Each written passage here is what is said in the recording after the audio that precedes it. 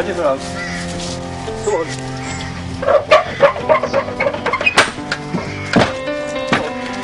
on. Jimmy Fury has a great affection for Labradors. For us, he says himself, Labradors are good all-round dogs, both land and water. Nor did we ever hear any expert say otherwise.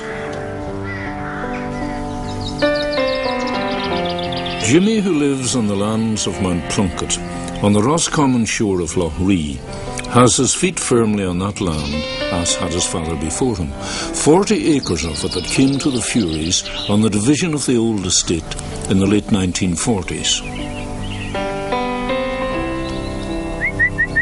Come on.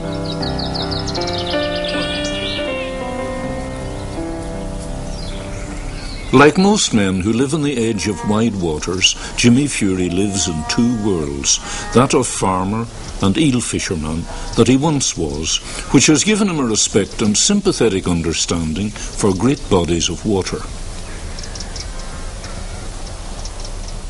Jimmy Fury's father also had a second world at his command, for he did the carpentry and the maintenance and repairs in the big house, Mount Plunket, long since abandoned.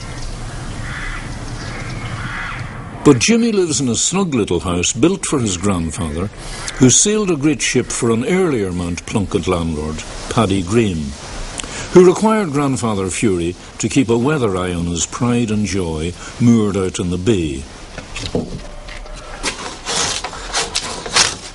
Boats and Shannon water are the central song of Jimmy Fury's life. But how did he come to boat building? We always had a boat. And there'd be a time when you'd have to do repairs on them. So bit by bit you'd get more gear, and every day you'd decide that it was time to build one. So that's how it happened. A fisherman would build a better boat than a carpenter, because he knows what he wants. He knows the shape she should be.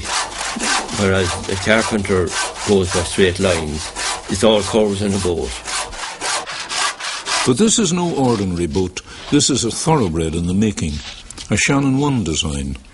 She came by her name in a successful attempt to standardise open sailing boats of 18 feet on the Shannon waters. The 1 design for the Shannon, or Shannon 1 design. But first the keel, made from finest Irish larch, is brought to the stocks to be held in an unyielding embrace until all is complete.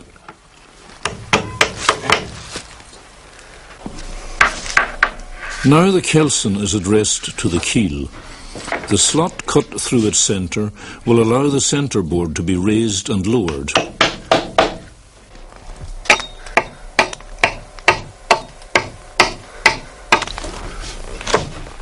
The stem post is the curved piece that forms the bow of the boat.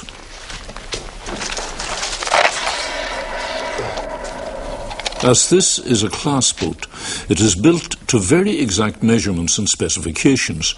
A wooden guide in the roof running the length of the boat is marked off in feet and will give the precise position as to where the mast will be stepped, or in this instance, where the wooden frames used as guides for the planking will be fixed.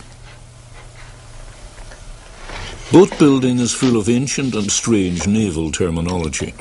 The planks are called strakes, the seats thwarts, and so on.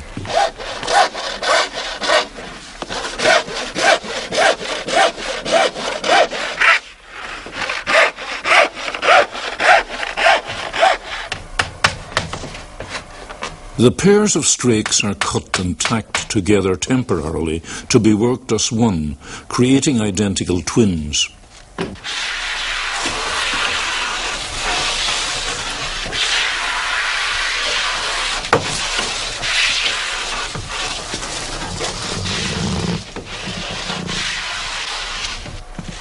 The kelson, the strip of wood nailed to the keel, is there to give a solid ground for the first pair of strakes, temporarily held in place by a simple but effective wooden clamp, an extra inanimate pair of hands.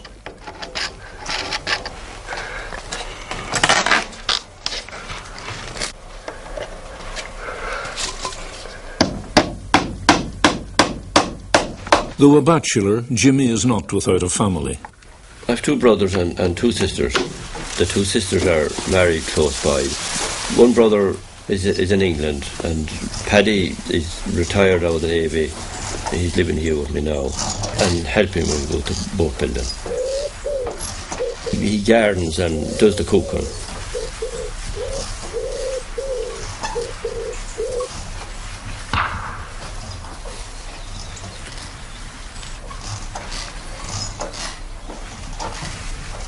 It takes 6 weeks for Jimmy to build a Shannon, but that 6 weeks can stretch when there's haymaking or cattle to be attended to. There was two chaps from England, Graham Goodwin and Graham Pearce. I built rowboats for them. So they were thinking of buying a sailboat. There's a family over there that lived beside them by the name of Mayans. They had a Shannon 1 design. So the Mayans influenced them to get a Shannon. So they came across here and asked me would I build a Shannon. I never built one before, so I said I would. So I didn't know what I was letting myself in for at the time, so I didn't. But that's how I happened to get into building Shannon. That was in 1970, so it was. So I'm at it since. Walter Leving was the first builder of Shannons. Walter Leving, he was the one that used to build all the Shannons up to then. And I had to get the chain plates and the pencils. So you had to make up patterns for them. And Walter obliged me by getting them for me. So Walter, he was very helpful.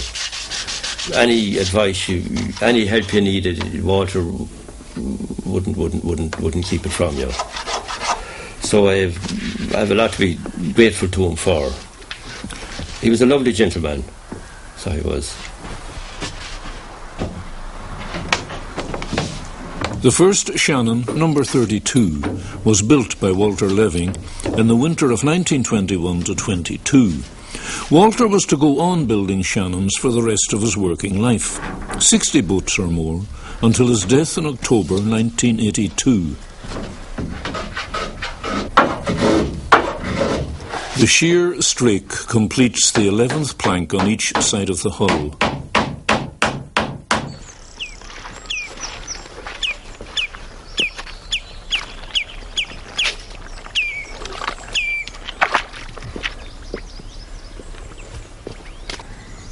Jimmy has been soaking laths of oak in the lake for a few days to make them supple.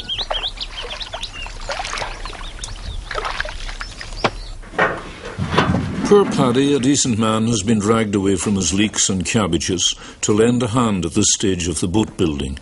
The turf is from their own bog. It's amazing what Jimmy can achieve single-handed, but there are some aspects of boat building that call for two pairs of hands.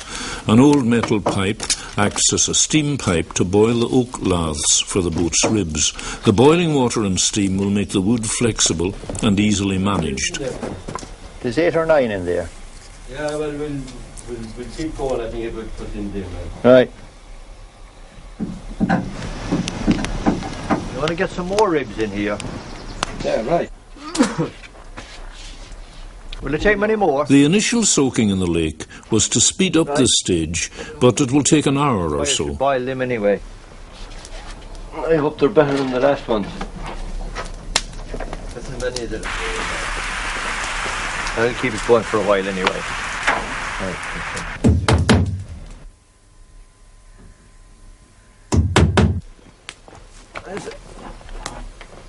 Are you ready, Paddy?